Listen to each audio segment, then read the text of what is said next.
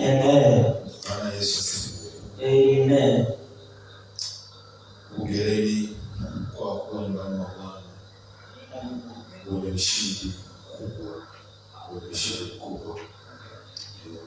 Eza sauti kasikia kidogo kilingacho kidogo. Sauti leo. Ule ushindi mkubwa mbele za Bwana. Bwana Yesu asifiwe. Wakati niliandaa na ibada hii ya mkesha, sikuwa niliandaa ya neno, kwa sababu kulikuwa kuna mnenaji ambaye alikuwa anataka kusimama, lakini Bwana akanipa neno hili muda wa jioni. Amen. Njia za Bwana asishuguziki na njia za Bwana asipimwe kwa macho na mtazamo. Bwana Yesu asifiwe. Wiki hii tulikuwa na ibada ya jazo nguvu za Roho Mtakatifu, na karibu mfululizo wa wiki yote tangu wiki ya mateso na wiki ya Pasaka, kwa maana kufufuka kwake, na baadaye kufuatia na mjazo wa Roho Mtakatifu, na Jumatano, lakini pia Ijumaa leo jana tulikuwa na mfululizo wa kuwa uweponi mwa Bwana. Na sasa pia ni mwendelezo wa uweponi mwa Bwana. Somo ambalo tunaendelea nalo, jinsi ya kuvuta uwepo wa Mungu. Jinsi ya kuvuta uwepo wa Mungu. Tutakwenda kuangalia mambo machache, lakini baadaye tutapata nafasi pia ya kuomba.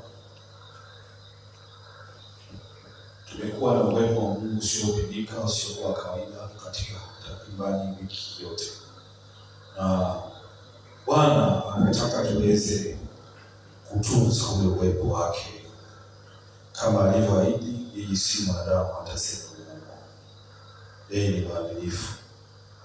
Kwa hiyo ameiachilia tuweze kujifunza namna gani ambavyo sisi tunatakiwa tukae ili aweze kukaa.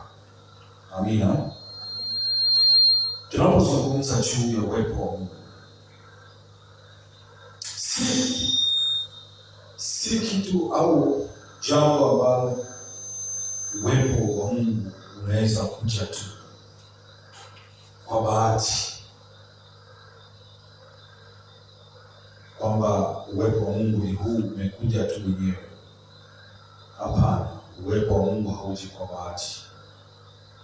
Unakuja kulingana na mwenendo wa maisha yetu ya kila siku, ndani yetu, mtazamo wa maisha yetu, mwenendo wa maisha yetu, na uhusiano tulionao sisi kati yetu sisi na Mungu, ndio unaovuta uwepo. Kuna tofauti kubwa sana kati ya ile sifa ya Mungu inaita Mungu yuko mahali kote, na Mungu kujidhihirisha, Mungu kujifunua katikati ya wanadamu. Sifa ya Mungu yuko mahali kote, yuko mbinguni kote, yuko mbinguni kote, macho yake yanaona kote, uwepo wake uko mahali kote. Lakini pia kuna tofauti kati ya Mungu kuwa mahali kote kama sifa yake inavyosema, na Mungu kujidhihirisha, Mungu kujifunua. Amen. Bwana Yesu asifiwe. Sasa leo tutakwenda kujifunza kuangalia kwa kifupi njia ambazo zinatufanya kuweza kuvuta uwepo wa Mungu. Ameahidi kwamba yupo na ataka. Lakini namna gani sisi tunatakiwa kukaa au kuishi au kuenenda ili uwepo wake uweze kuwa pamoja nasi, si tu mahali hapo, lakini siku zote na mahali popote tutakapokuwepo. Na kwanza tunatakiwa kuwa na njaa na kiu ya Mungu. Njaa na kiu ya Mungu. Wote tunajua mtu yote anapokuwa na njaa ya kimwili au kiu ya kimwili, kwa ambao mmeshafunga hata siku 3 kavu,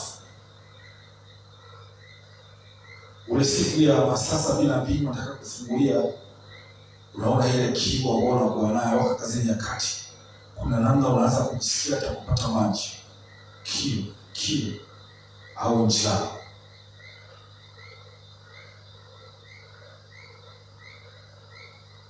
Sababu ya kwanza kabisa unaovuta uwepo wa Mungu na kumfanya Mungu aweze kujizimisha katika uwepo wake ni kuwa na kiu na njaa ya Mungu. Mathayo sura ya 5 mstari wa 6. Tusome Mathayo 5 mstari wa 6. Mathayo 5 na ule mstari wa 6. Na ule mstari wa 6 nasema, heri wenye njaa na kiu ya haki, maana hao watashibishwa.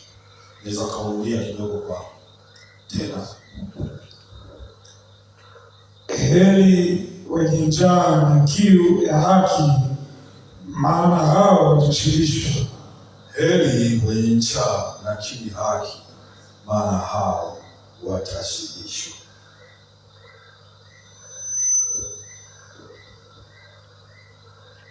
Mungu huwa hajifunui kwa mtu ambaye hamhitaji.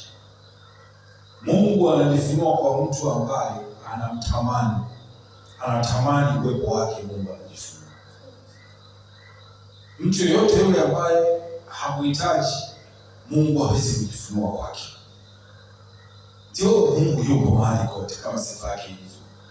Lakini kujifunua, anajifunua tu kwa mtu ambaye ana kiu naye, kwa mtu ambaye anamhitaji, kwa mtu ambaye anatamani kuwa naye.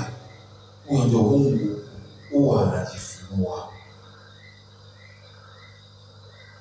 Ile kiu ya ndani ni sawasawa na sumaku inayovuta uwepo. Kwa tunapokuwa na shauku, kiu, njaa ya kutaka kuwa katika uwepo wa Mungu, imefananishwa na ile njaa ya kimwili. Heri wenye njaa na kiu ya haki, maana hao watashibishwa. Biblia inatuambia, hii ni maneno ya Yesu mwenyewe. Injili hii inaitwa Injili ya Imani. Ukienda katika sura ya 5 mpaka 7 utaona hii ilikuwa inaitwa Injili ya Imani. Heri wenye njaa na kiu ya haki, maana hao watashibishwa. Bila njaa, bila kuwa na kiu, bila kuwa na shauku, hauwezi kuona uwepo wa Mungu. Uwepo wa Mungu unakuja pale ambapo ndani yetu shauku, kiu, njaa ya kumtaka Bwana Mungu ndipo anapoonekana. Bwana Yesu asifiwe sana. Namkumbuka Mfalme Daudi. Mfalme Daudi alikuwa na njaa na kiu ya kumtafuta Mungu. Akatolea mfano wa mnyama mmoja, swala. Huyu mnyama wa pori. Watu wanaimba mara nyingi wimbo wa Ayala, kama Ayala atafuta. Nafikiri huo wimbo watu wanaimba sana. Tuimbe kidogo. tukiwa hapo hata kwa kifupi hapo iba tu tuimbe nafsi yangu ya kutamani moyo wangu naona kiu kama yala atamanivyo maji ya mto. Baba, nafsi yangu yakutamani. Kwa hiyo Mfalme Daudi katika ile Zaburi ya 2 mstari wa kwanza anasema kama ayala aioneavyo shauku mito ya maji, ndivyo roho yangu ikufuatavyo wewe, Mungu wangu. Ayala ni swala, ni mnyama wa pori. Anapokuwa jangwani huwa anakuwa na shauku, anaona kiu, anaona kutamani yale maji, mito. Bwana Yesu asifiwe. Kwa hiyo Daudi alifika hatua akaanza kufananisha ile kiu aliyokuwa nayo ndani na shauku ya kuwa na Mungu. Akaifananisha na huyu mnyama swala anapokuwa jangwani. Wote tunajua jangwa lilivyo. Jangwa ni sehemu ambapo hakuna maji. Jangwa ni sehemu ambapo utazunguka sana. Huwezi kuona mito, huwezi kuona maziwa. Ni pakavu. Kwa huyu ayala au swala huwa na tabia ya kutamani anapokuwa jangwani kuliko wanyama wengine. Mfalme Daudi anamtolea, anamfananisha yeye ndani yake ndivyo alivyokuwa. Kama ayala ambavyo alikuwa anatamani, anahangaika, hawezi kutulia. Katikati ya jangwa kuna kiu, ndivyo ambavyo ile kiu anatafuta uwepo wa Mungu ambavyo amefika Mfalme Daudi alikuwa hawezi kutulia. Akikaa anatamani uwepo wa Mungu. Na ndivyo ambavyo tunapokwenda hata tulia. Kuna wakati hapa ndani unatamani utatoka siku 3 siku 4 uko tu ndani katika uwepo wa Mungu, utamani chochote. Bwana Yesu asifiwe sana. Bwana Yesu asifiwe. Amen. Kwa Zaburi ya 2 mstari wa kwanza, kama yala aineavyo shauku mito ya maji, ndivyo roho yangu ifuatavyo wewe. Lakini sababu ya pili inayovuta uwepo wa Mungu ni maisha matakatifu. Maisha matakatifu. Isaya 59 mstari wa 1 na 2 usome huo. Isaya 59 mstari wa 2 wa kwanza na 2 inasema, tazama mkono wa Bwana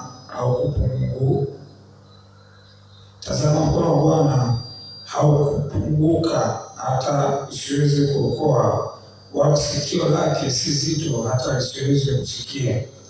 Lakini maovu yenu yamewafarikisha ninyi na Mungu wenu, na dhambi zenu zimeficha uso wake, msione hata hataki kusikia. Tazama mkono wa Bwana haukupunguka hata usiweze kuokoa, wala sikio lake si zito hata isiweze kusikia, bali maovu yenu yamewatenganisha ninyi na Mungu. Dhambi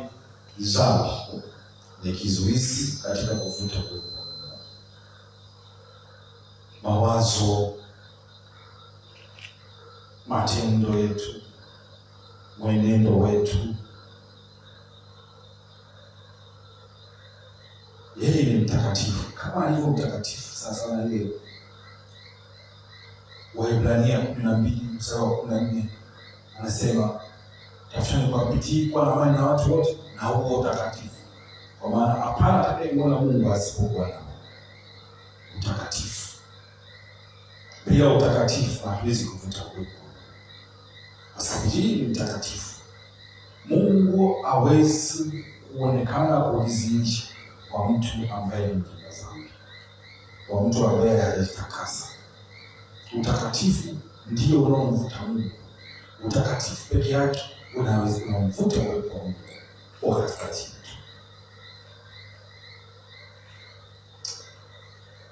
Utakatifu ni muhimu sana maisha yetu. Tukitaka uwepo wa Mungu uendelee pamoja nasi, lazima tuweze kukataa dhambi. Mawazo yetu, jambo wazo linapokuja ambalo limpi Mungu utukufu, kita Zaburi, ipata nyimbo za tenzi, iite damu ya Yesu ikutakase. Wazo lolote limekuja chafu ambalo limechafua hali yako, mwambie Bwana Yesu, nimekosea. Usimfiche Bwana, kwa sababu anaona. Wazo lolote mwambie tu Bwana, nimekosea, naomba damu yako nitakase. Damu yako nitakase, nimewaza vibaya katika hili. Usijisabie haki. Ukiona umewaza vibaya, ukiona umefikiri tofauti, ukiona umefanya jambo ambalo pengine unatakiwa ulifanye hujalifanya, iite damu ya Yesu wakati wowote ikutakase. Waraka wa kwanza wa Yohana 1:9 tukizungumza dhambi zetu, yeye ni mwaminifu na wa haki atatusafisha katika udhalimu wote. Bwana Yesu asifiwe sana. Lakini sababu nyingine ambayo ni ya muhimu ni ibada na sifa. Utakatifu hapa ni baadhi ya tumsifu Mungu, tunamsifu Mungu. Tukaanza kumsifu Mungu, baadaye tukaanza kumwabudu. Kwa hiyo ni njia nyingine ambayo pia kuachia uwepo wa Mungu ukae pamoja nasi. Ibada, sifa. Zaburi ya 22 ule mstari wa 3 inasema nini? Lakini wewe mtakatifu ukaae katikati ya sifa za Israeli. Lakini wewe mtakatifu ukaae katika sifa za Israeli. Wewe kumbe Mungu huwa anakaa kwa anaachia uwepo wake pale ambapo sisi tunaamua kukaa katika uwepo wake. Tunapoamua kusifu, kuamua kuabudu, Mungu anakaa. Sifa na ibada, tunapoamua kumsifu, tunapoamua kuabudu, ni lango la uwepo wake.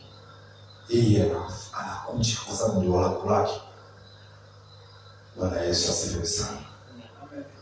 Bwana Yesu asifiwe. Wakati nasoma huu mstari wa Zaburi 22 mstari wa 3 tunasema, lakini wewe mtakatifu uketie katikati ya sifa za Israeli. Sasa sifa, yeye ni mtakatifu. Yeye ni mtakatifu. Lakini wewe mtakatifu. Nikaangalia yale maono Isaya aliyaona. Kusoma katika Isaya 6, sura ya 6, tusome pale tuone huyu mtakatifu. Isaya 6 mstari wa 6 mstari wa kwanza mpaka wa 3 tuone pale. Neno la Mungu linasema, katika mwaka ule aliokufa mfalme Uzia, alimwona Bwana ameketi katika kiti cha enzi kilicho juu sana na kuinuliwa sana, na pindo za vazi lake zikalijaza hekalu.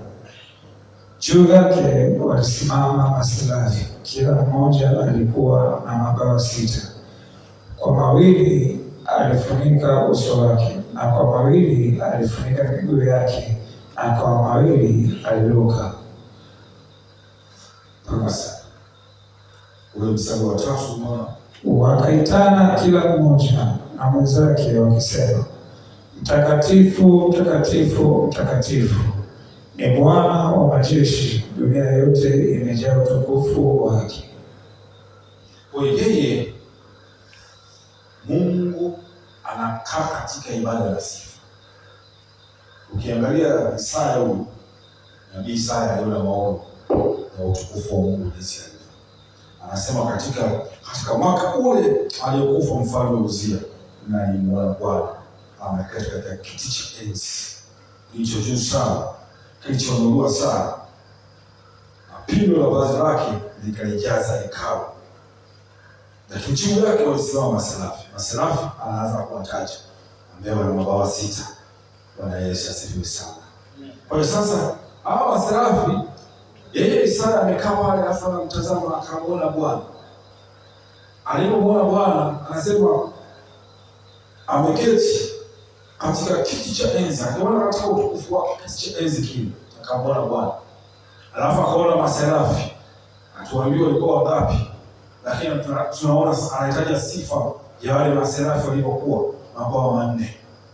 Mabawa 6. Lakini nini walichokuwa wanakisema hawa maserafi?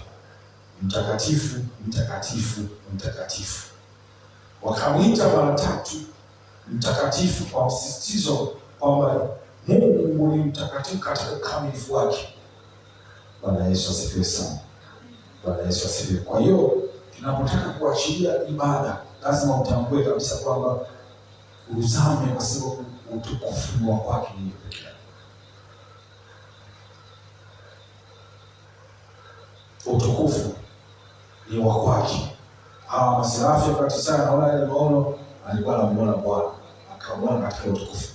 Maserafi wanaanza kutaja sifa. Wewe hu mtakatifu, mtakatifu, mtakatifu. Nafasi anasema nafasi za pindo lake na pindo la vazi lake zikalijaza hekalu. Na juu yake walisimama. Bwana Yesu asifiwe sana.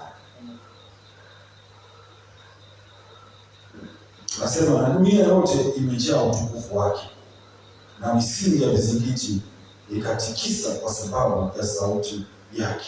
Kwa hiyo sasa tunapoingia katika ibada na sifa, tunamkaribisha Mungu.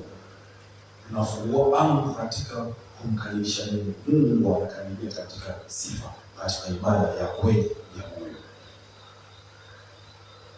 Lakini ni pale tu ambako sisi tutakuamua kumwabudu, kuinua sifa kwa kumheshimu yeye Mungu, nafasi yake kwamba ni Mungu aliye juu sana, aliyoinuliwa sana.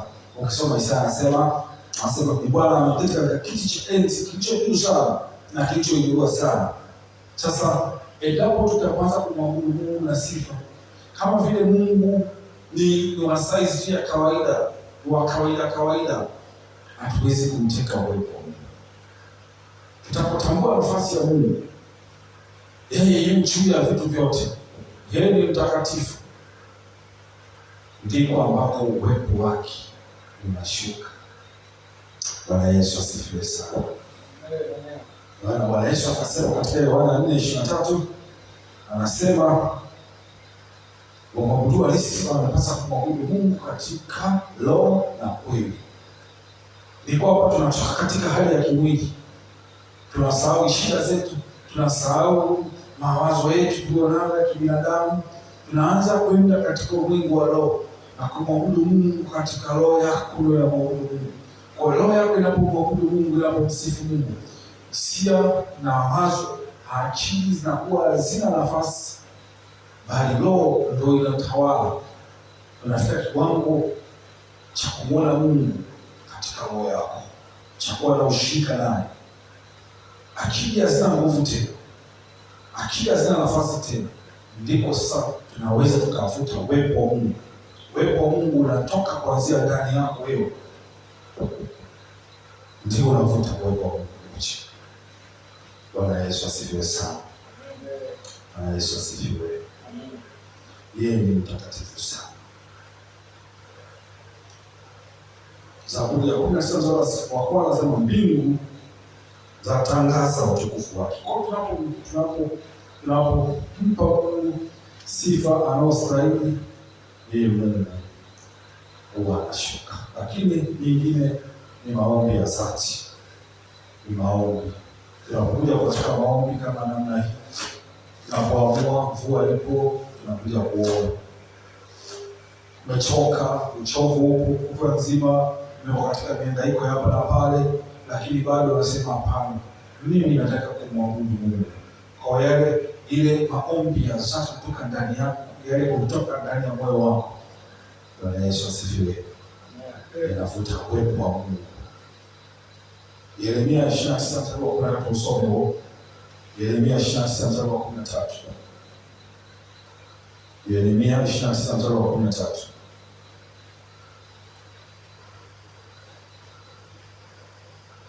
Yeremia 29. Yeremia 29 mstari wa 13. 29 mstari wa 13. Neno la Mungu linasema, nanyi mtanitafuta na kuniona mtakaponitafuta kwa moyo wenu wote. Nanyi mtanitafuta na kuniona mtakaponitafuta kwa moyo wenu wote. Hapo kuna maneno matatu. Yeremia anasema, Yeremia, nani mtanitafuta? Tunakumtafuta, tunakumuona. Tutakapomtafuta amehakikisha kwamba tutamuona. Lakini haina utafutaji anaosema pale, tutakapomtafuta kwa moyo wetu wote. Bwana Yesu asifiwe. Mtakapomtafuta kwa moyo yetu yote. Sio kwa uvivu, sio kwa ulegevu, sio kwa kugawanyika. Tunapomtafuta kwa moyo wetu wote, kwa bidii na shauku na hamu ya kukutana. Biblia inasema kwamba nani mtakaponitafuta mtaniona, lakini mtanitafuta kwa moyo wenu wote. Tutamuona si katika macho ya nyama tunayaona. Bwana Yesu asifiwe. Na katika hali ya ndani kabisa ya kushirika na uhusiano wake, ile kuzama katika uwepo wa Mungu. Biblia inasema kwamba tutamuona. Mungu atajifunua, tutahisi uwepo wake, tutahisi yako, tutamuhisi, tutaona uwepo wake na nguvu zake katikati yetu.